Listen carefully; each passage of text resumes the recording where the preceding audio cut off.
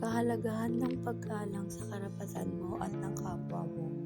Para sa akin, ang pinakamahalaga ay ang pag-unawa na ang karapatan ay hindi lang para sa sarili, kundi para sa lahat.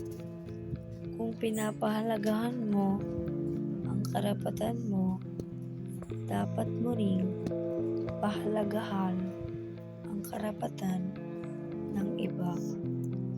Ito ay dahil kapag iginalang mo ang karapatan ng iba, mas malamang na igagalang din nila ang karapatan mo. Isipin mo na lang, masarap mabuhay sa isang lipunan kung saan lahat ay may respeto sa isa't isa.